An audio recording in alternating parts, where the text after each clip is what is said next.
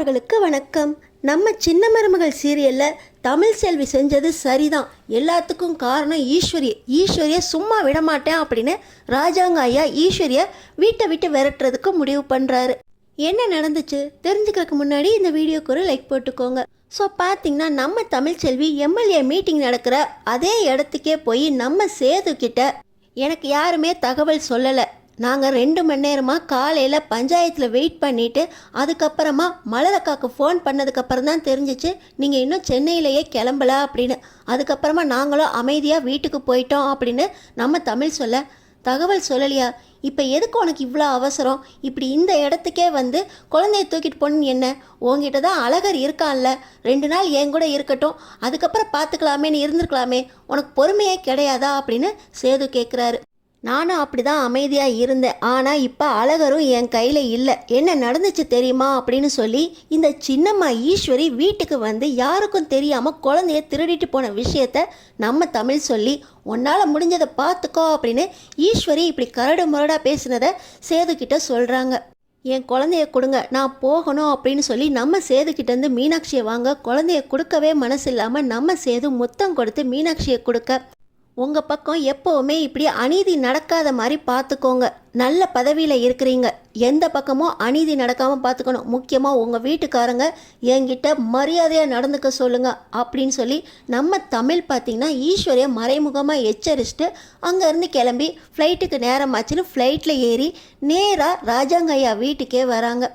ஆனால் கோவத்தில் இருக்கிற சேது இந்த லஞ்ச் டைமாக பார்த்து நேராக ஹோட்டலுக்கே வந்து ராஜாங்க ஐயா கிட்ட அப்பா அப்படின்னு சொல்ல, என்னை மன்னிச்சிருப்பா, நான் இன்னும் பஞ்சாயத்துக்கு இன்ஃபார்ம் பண்ணல, மாத்திரை போட்ட அசதியில் அப்படியே தூங்கிட்டேன், அதுக்கப்புறம் எந்திரிச்சு பார்க்குறப்ப தான் நிறைய மிஸ்டு கால் இருந்துச்சு, பஞ்சாயத்துலேருந்து ஃபோன் பண்ணியிருந்துருக்காங்க, நான் தான் தகவல் சொல்லாததுக்கு மன்னிச்சிருங்க, முடியாமல் போயிருச்சு, இதுக்கு மேலே இது மாதிரி நடக்காமல் பார்த்துக்கிறேன் அப்படின்னு ஒரு வழியாக சமாளிச்சிட்டேன். என் பேத்தி மீனாட்சியை கொடுப்பா, அவளை கொஞ்சினா எல்லாமே என்னை விட்டு பறந்து போயிடும் அப்படின்னு சொல்ல, நம்ம சேது நம்ம தமிழை பற்றி தப்பாக பேசுகிறாரு. மீனாட்சியை வந்து தமிழ் செல்வி வாங்கிட்டு போயிட்டா, மீட்டிங் நடக்கிற அந்த இடத்துக்கே வந்து அவசரமாக மீனாட்சியை வாங்கிட்டு போகிற அளவுக்கு அவளுக்கு என்ன அவசரம், எல்லார் முன்னாடி எனக்கு ஒரே அசிங்கமாக போயிடுச்சு அப்படின்னு சேது சொல்கிறாரு. அதுக்கப்புறம் கருப்பண்ணே, இப்போ பார்த்தீங்கன்னா தமிழ்ச்செல்வி மேலே எந்த தப்பும் இல்லைம்மாம்மா, தமிழ்ச்செல்வி அழகரை வச்சுக்கிட்டு அமைதியாக தான் இருந்துச்சு, ஆனால் இந்த ஈஸ்வரி அக்கா தான் நேராக வீட்டுக்கே போய் அழகரையும் தூக்கிட்டு வந்திருக்காங்க. அவங்க சவால் விட்டு இப்படி நம்ம தமிழ்ச்செல்வியை கோவப்படுத்தினதுனால தான் ஏரோப்ளேன் ஏறி வந்து நம்ம தமிழ்ச்செல்வி மீனாட்சி வாங்கிட்டு போயிருக்கு அப்படின்னு கருப்பண்ணா விளக்கமாக சொல்ல, அவன் மேலே தப்பே இல்லை சேது, தமிழ்ச்செல்வி மேலே எந்த தப்புமே இல்லை, எல்லாத்துக்கும் காரணம் இந்த ஈஸ்வரி தான் அப்படின்னு சொல்லி ஃபோனை போட்டு ஈஸ்வரி கிட்ட நீ ஏன் இப்படி பண்ண அப்படின்னு கேட்குறாரு. இந்த ஈஸ்வரி, ஐயோ விஷயம் தெரிஞ்சு போச்சா, நம்ம வீட்டோட நல்லதுக்கு தான் மாமா இப்படி பண்ணினேன், ஆனால் இது இப்படி ஆகும்னு நான் நினச்சி கூட பார்க்கல மாமா, நம்ம குழந்தை நம்ம வீட்டில் தான் இருக்கணும்னு தூக்கிட்டு வந்துட்டேன், நான் தப்பு செஞ்சுருந்தா என்னை மன்னிச்சிருங்க மாமா அப்படின்னு சொல்ல, செய்கிறதெல்லாம் செஞ்சுட்டு நீ மன்னிப்பு வேற கேட்குறியா அப்படின்னு ஈஸ்வரி கிட்ட ராஜாங்க கேட்க, என்ன வேணா வீட்டை விட்டு விரட்டி விட்டுருங்க மாமா, என் வீட்டுக்காரு ஏலகிரியில் தானே கஷ்டப்பட்டு பண்ணையில் வேலை பார்த்துக்கிட்டு இருக்காரு, நானும் என் பொண்ணும் அங்கேயே போய் வேலை பார்த்துக்குறோம், நாங்கள் வீட்டை விட்டு போகிறோம் மாமா, நீங்கள் வர்றப்ப நாங்கள் வீட்டில் இருக்க மாட்டோம் அப்படின்னு சீன் போட்டுக்கிட்டு இருக்காங்க. உடனே ராஜாங்கம், குடும்பம் பிரியக்கூடாதுன்னு பார்த்தா நீ இப்படியெல்லாம் பேசுவியா, செஞ்ச தப்புக்கு மன்னிப்பு கேட்டால் முடிஞ்சு போச்சா அப்படின்னு சொல்லி மறுபடியும் திட்ட, நீங்கள் வரும்போது ஏலகிரிக்கு போயிடவா இல்லை வீட்டிலே இருக்கட்டும் மாமா அப்படின்னு மறுபடியும் இந்த ஈஸ்வரி நடிக்க, கோவத்தோட ராஜாங்கம் ஃபோனை கட் பண்ணிடுறாரு. இன்னொரு பக்கம் ஏரோப்ளேனில் இறங்கி வர நம்ம தமிழ்ச்செல்வி நேராக ராஜாங்க ஐயா வீட்டுக்கே போய் கதவு எட்டி உதைச்சு சவுண்டு கொடுக்குறாங்க, வெளியே வாங்க அப்படின்னு சொல்ல, பார்த்திங்கன்னா இந்த தாமரை தான் உள்ளே போய் இப்படி சத்தம் கொடுத்துக்கிட்டு இருக்கா தமிழ் அப்படின்னு சொல்ல, அவள் கூட அவங்க அம்மாவும் இருக்காங்க தானே, இன்னும் அவள் இங்கேருந்து போகலையா, ஆனால் அப்போ கடைக்கு போகிறப்ப கூட தமிழ் இல்லையே அப்படின்னு சீன் போடுறா இந்த ஈஸ்வரி.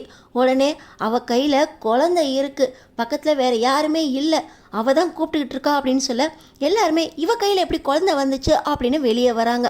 சாவித்ரி, உன் கையில் இருக்கிறது யார் குழந்தை அப்படின்னு நம்ம தமிழ்கிட்ட கேட்க, யார் குழந்தையா, இது என்னோட பொண்ணு மீனாட்சி, குட்ட குனிஞ்சுக்கிட்டே போகிற பழைய தமிழ்ச்செல்வி இல்லை நான், எனக்காகவும் என் குழந்தைக்காகவும் என் குழந்தையோட நல்லதுக்காக என் குழந்தைய பார்த்துக்கிறதுக்காக என் சொந்த முயற்சியிலேயே டாக்டர் படிச்சுக்கிட்டு இருக்கிற இந்த தமிழ் வேற அந்த தமிழ் வேற, இனிமேல் இந்த தமிழை சீண்டி பார்க்கணுன்னு நினைக்காதீங்க. ஏம்மா ஏம்மா நீ போய் குழந்தைய அங்கே போய் தூக்கிட்டு வந்திருக்கா அப்படின்னு மோகனா கேட்க, இதோ இவங்க தான் சொன்னாங்க 2 நாள் என் பிள்ளைய பிரிஞ்சு நான் தனியாக தான் இருக்கணுமாமே, என் பிள்ளை வர வரைக்கும் பிள்ளைகளே இல்லாமல் கஷ்டப்படுன்னு சொன்னாங்க. அதுக்காக தான் நான் எதுக்கு என் பிள்ளைகளை பிரிஞ்சு கஷ்டப்படணும்னு என் பிள்ளைய நான் தூக்கிட்டு வந்திருக்கேன். என் பிள்ளைய என்கிட்ட இருந்து யாராலையுமே பிரிக்கவே முடியாது. இந்த தமிழ்ச்செல்வியை சீண்டு பார்த்தீங்க, நடக்கிறதே வேற அப்படின்னு எச்சரிச்சுட்டு நம்ம தமிழ் மீனாட்சியோட கிளம்பி போக, இந்த ஈஸ்வரி இதுக்காக தாண்டி நான் திட்டம் போட்டு காத்துக்கிட்டு இருந்தேன். இப்போ சேதுவும் என்னோட ஐஸ்வர்யாவும் ஒன்றா தானே இருப்பாங்க, பிள்ளைங்க இருக்கிறதுனால தானே ஐஸ்வர்யாவை பிரித்து பிரித்து வச்சுருந்தான். இப்போ எப்படி இருந்தாலும் அவனோட மீட்டிங் முடிகிற வரைக்கும் ஐஸ்வர்யாவோட தான் நீ இருப்பான். இதுக்காக தான் காத்துக்கிட்டு இருந்தேன். ஐஸ்வர்யா எப்படியாவது சேதுவை சரி கட்டி அவனோட குடும்பம் நடத்த ஆரம்பிச்சிருவா. ஐஸ்வர்யா கிடைச்சதுக்கப்புறம் இந்த மீனாட்சி என்ன, அழகர் என்ன, யாருமே அந்த சேதுவுக்கு தேவைப்பட மாட்டாங்க. சேதுவை ஐஸ்வர்யா வலையில் விழ வைப்பேன். ஐஸ்வர்யா வலையில் மட்டும் சேது விழுந்தா போதும், நான் நினச்சதெல்லாம் நடந்துடும். அதுக்கப்புறம் மீனாட்சியும் தேவையில்லை, அழகரும் தேவையில்லை, ஒன்னையும் கழட்டி விட்டாச்சு. என் திட்டம் தாண்டி பழிக்க போகுதா அப்படின்னு இந்த ஈஸ்வரி மனசுக்குள்ளே புலம்பிக்கிட்டு இருக்க. ஈஸ்வரியோட திட்டம் பழிக்க போகுதா, இல்லை சேது ஐஸ்வர்யாவை கழட்டி விட்டு மறுபடியும் இவர் மதுரைக்கே வரப்போகிறாரா? அழகரையும் மீனாட்சியையும் பிரிஞ்சு நம்ம சேதுவால் இருக்கவே முடியாது. அதுக்காக கண்டிப்பாக சேது சென்னையிலேருந்து கிளம்பி நேராக மதுரைக்கு வருவார் அப்படின்னு நினைக்கிறவங்க நம்ம சேனலுக்கு சப்ஸ்கிரைப் பண்ணி அடுத்தடுத்து என்ன நடக்க போகுதுன்னு பாருங்கள்.